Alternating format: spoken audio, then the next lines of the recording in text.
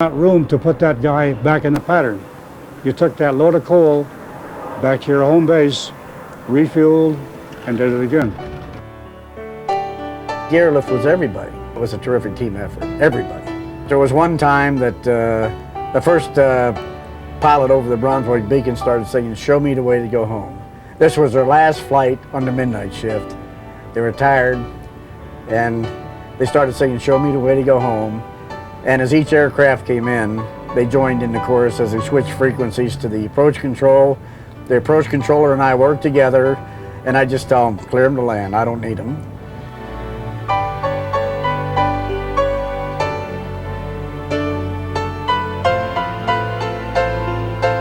During the airlift, I don't think any of us realized how important the job was that we were doing, keeping the German people in Berlin alive.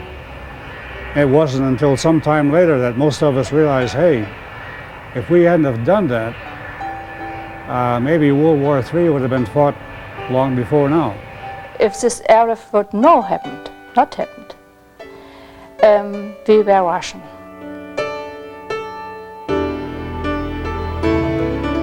Berlin Airlift, June of '48, September of '49, created in adversity, exalted in success, in one of mankind's finest hours. And I love that. It was a great humanitarian effort and a great aviation feat, and proud to be Air Force. We were less than a year old, and here we are, 50. It's great. A half-century ago, the Berlin Airlift saved the city and its people, a graphic example of victory over communism.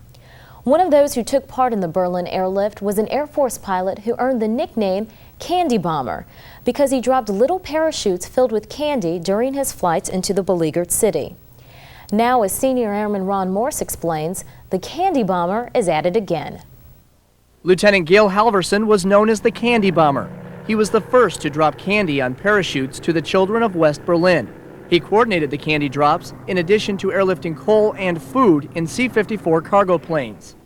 Today, he boards a C-130 as he begins a journey to meet the children affected by the Kosovo crisis.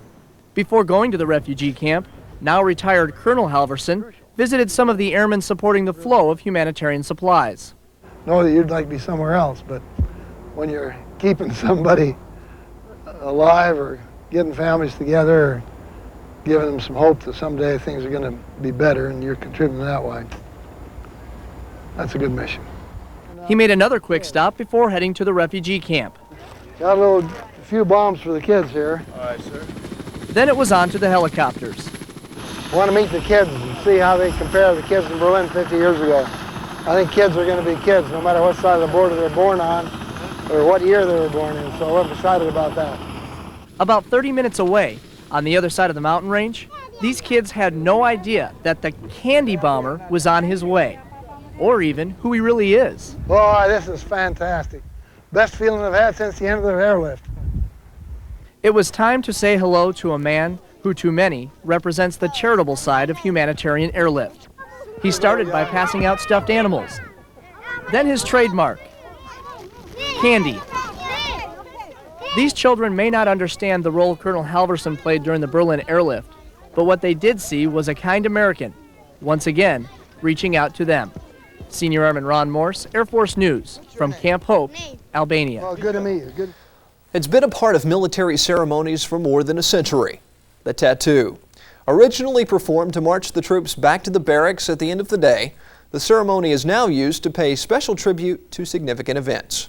The latest tattoo came as part of this year's 50th anniversary of the Berlin Airlift.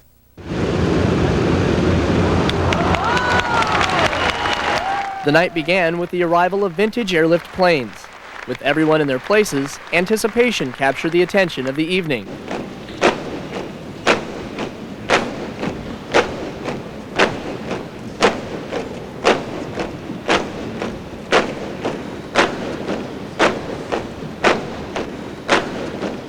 In the early 1800s, the tattoo marked the end of the duty day.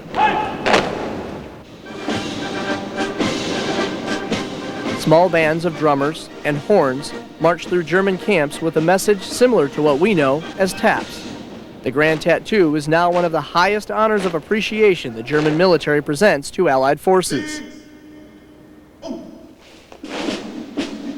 The only words spoken, marching commands from the drill master.